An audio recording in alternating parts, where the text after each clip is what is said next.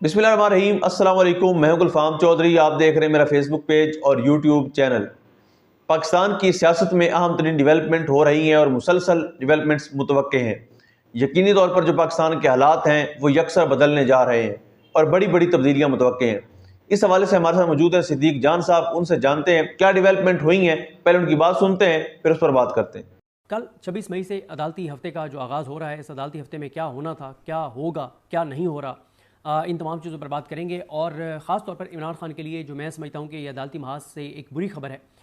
उसकी वजह यह है कि इमरान खान साहब इस वक्त दो केसेस में, मेन उनकी गिरफ्तारी दो केसेस में है। एक अलकादरी केस में है और दूसरी है 9 मई के कुछ केसेस हैं जिनमें उनकी गिरफ्तारी डाली गई है। अब अलकादरी केस जनवरी से इस्लामाबाद हाई कोर्ट में पेंडिंग है और वो उसकी अपील जो है वो समाअत के लिए मुकर्रर नहीं हो रही थी। सज़ा मअतली की दरख्वास्त समाअत के लिए मुकर्रर नहीं हो रही थी। अलीमा खान एक्टिव हुई, डॉक्टर उज़मा खान एक्टिव हुई, नूरीन नियाज़ी साहिबा जो इमरान खान की तीनों बहनें हैं वो एक्टिव हुई। पार्टी को उन्होंने साथ दिया, दबाव बढ़ाया और दबाव बढ़ाया तो उसका ये फ़ायदा हुआ कि 15 मई को उस केस की सज़ा मअतली की दरख्वास्त पर समाअत हुई। पहली वो समाअत थी, पहले एतराज़ात और ये चीज़ें चलती रहीं और पहली समाअत पे ही नोटिस, ये रूटीन है कि नोटिस होते हैं और नोटिस हो गए। कमर अदालत में ये बात हुई कि इमरान खान साहब की लीगल टीम ने कहा कि आप ये केस जो है वो नेक्स्ट वीक में बुध के दिन समाअत के लिए मुकर्रर कर दें। क्योंकि हुआ ये कि जिस दिन 15 मई को समाअत थी तो ऐसी कोऑर्डिनेशन थी कि इस्लामाबाद हाई कोर्ट में भी इमरान खान साहब का केस लगा दिया गया और लाहौर हाई कोर्ट में भी लगा दिया गया। अब सलमान सफदर साहब जो हैं वो लीड काउंसिल हैं, जो प्रोफेशनली बड़े अच्छे तरीके से इमरान खान साहब के केसेस लड़ रहे हैं। तो सलमान सफदर साहब 9 मई के केसों में लाहौर में पेश हुए, इधर जो है वो लतीफ़ खोसा साहब पेश हुए और दीगर वकला पेश हुए, सलमान राजा साहब वगैरह। क्योंकि वजह यह कि यहाँ तो नोटिस होने थे, बहस तो होनी नहीं थी। तो इस तरह से यहाँ से नोटिस हो गए। अब बात हुई कि जी बुध के दिन आप समाअत के लिए मुकर्रर कर दें। वहाँ पर इंदिया यही दिया chief justice Islamabad high court justice Sarfaraz Dogar ने कि जी बिल्कुल ये अगले हफ्ते समाअत के लिए मुकर्रर हो जाएगा और यही होता है।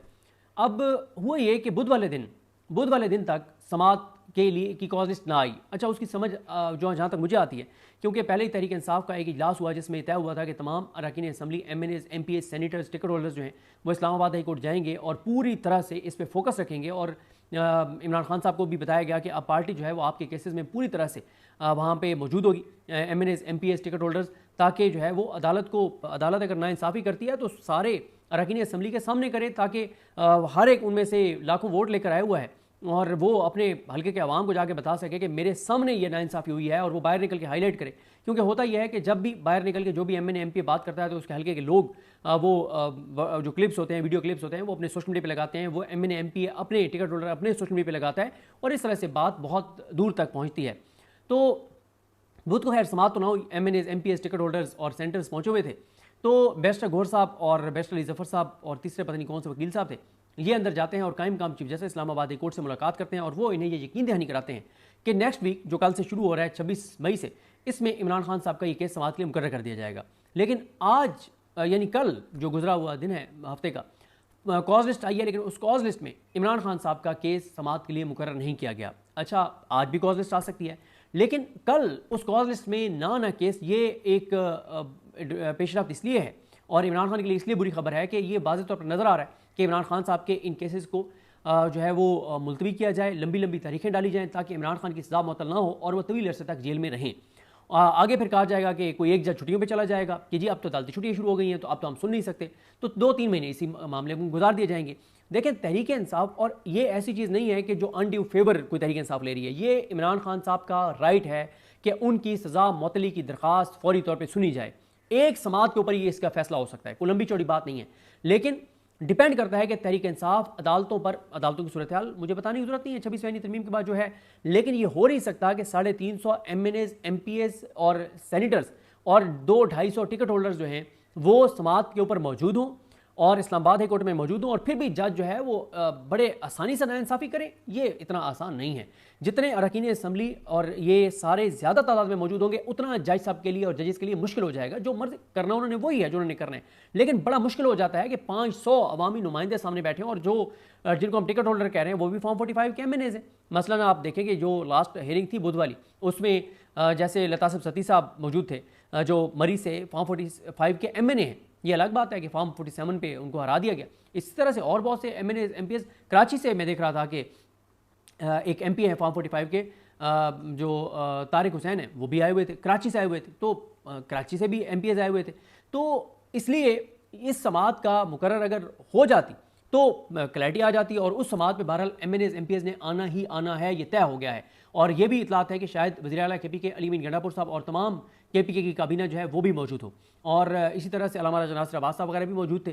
तो ये है सारा मामला। अब समाअत के लिए मुकर्रर नहीं किया गया, जो कॉज लिस्ट आई है उसमें समाअत के लिए मुकर्रर नहीं हुआ इमरान खान का ये केस, लेकिन उसके ऊपर 98% मैं कह रहा हूँ, बल्कि 99%, 1% का मार्जिन भी इसलिए दे रहा हूँ कि मैं क्योंकि पूरी तरह से उसको देख नहीं सका, 99% तहरीक इंसाफ के MNAs MPAs टिकट होल्डर्स के ट्विटर अकाउंट इस पर खामोश हैं, कोई बात नहीं हो रही इस पर। तो खालिद चौधरी ने जब ये ट्वीट किया कि फाइनल कॉज लिस्ट आ गई है अगले हफ्ते की और उसमें ये केस नहीं लगा, तो होना तो ये चाहिए था कि तमाम वकला, तमाम MNAs MPAs senators ticket holders party leaders वो पूरी तरह से एक पूरी हाइप क्रिएट कर देते, उनके वीडियो पैगामात आने लग जाते, वो बताते कि हमारे साथ एक कमिटमेंट हुई थी लेकिन पूरी नहीं की chief justice Islamabad high court में दबाव बढ़ता, और दबाव बढ़ता तो आज जो है वो cause list supplementary cause list आ जाती है और केस समाअत के लिए मुकर्रर हो जाता।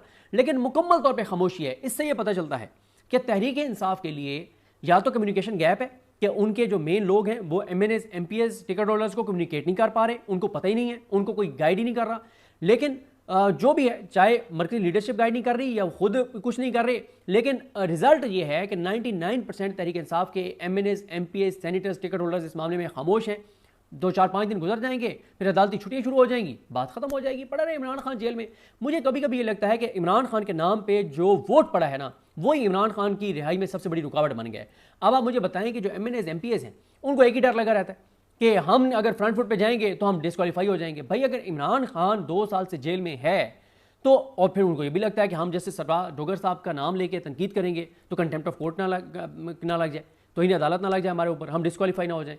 भाई कुछ भी कहें आप, तलाल चौधरी हुआ था ना डिस्क्वालीफाई, निहाल हाशमी हुआ था ना डिस्क्वालीफाई, दानियाल अजीज साहब हुए थे ना डिस्क्वालीफाई, तो उन्होंने अपनी लीडरशिप से वफादारी की थी, वफादारी की और वो डिस्क्वालीफाई हो गए, लेकिन अपनी लीडरशिप के साथ तो खड़े रहे।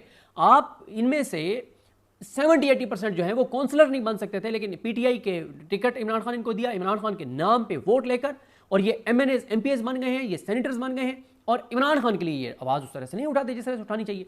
आप एक चीज़ चेक करें ज़रा, कभी ये आप कहीं मिले ना MNAs को MPAs को, ज़रा इनसे पूछेगा कि जो आखिरी सबसे बड़ा फैसला है तहरीक इंसाफ के खिलाफ, PTI के खिलाफ सुप्रीम कोर्ट से, वो फैसला देने वाले 5 जजेस के नाम बताएं, इनको नाम नहीं आते होंगे। इतना इस हद तक ये अदम दिलचस्पी है इनकी सुप्रीम कोर्ट और अदालती महाज पे चलने वाले मामलात में। ज़रा पूछें तहरीक इंसाफ के MNAs MPAs और टिकट होल्डर से, कहीं आपको मिले तो ज़रा पूछें कि ये जो सुप्रीम कोर्ट से 3 दरखास्तें मुस्तरद हुई हैं, हामिद खान की और फैसल सिद्दीकी की, सुन्नी इत्तेहाद कौंसिल की, वो 3 दरखास्तें क्या थी? आपको ये नहीं बता सकेंगे कि कौन सी 3 दरखास्तें मुस्तरद हुई हैं। इंटरेस्ट ही नहीं है, कोई इंटरेस्ट नहीं है। क्यों भाई? MNA आप बन गए, MPA बन गए, मज़े लगे हुए हैं, अयाशी है, और इमरान खान पड़ा रहे जेल में, तो फिर इनको ये भी डर है कि वो बाहर आ गया तो बहुत सारे लोग फारिग हो जाएंगे, बहुत सारे लोगों का क्लैरिटी आ जाएगी कि इनकी जो है वो इनके ओहदे शोदे नहीं रहेंगे, जिन्होंने ये सारा, तो इनको ये भी खौफ है। तो इसके ऊपर फिर कुछ और चीज़ें भी आपको मैं अर्ज़ करूँ। 9 मई के केसेस, इमरान खान की जमानतें जो हैं ये पता नहीं कितने माह से पेंडिंग हैं। जी बिल्कुल, जिस तरह से आपने सिद्दीक जान साहब को सुना कि आइंदा आने वाला जो हफ्ता है, ये चंद दिन है, ये पाकिस्तान की सियासत में कितने अहम है, और इसमें जो पाकिस्तान की सियासत है उसमें कितनी बड़ी तब्दीलियां मुतवक्के हैं। अल्लाह पाक वतन अजीज़ का हामी व नासिर हो। पाकिस्तान जिंदाबाद।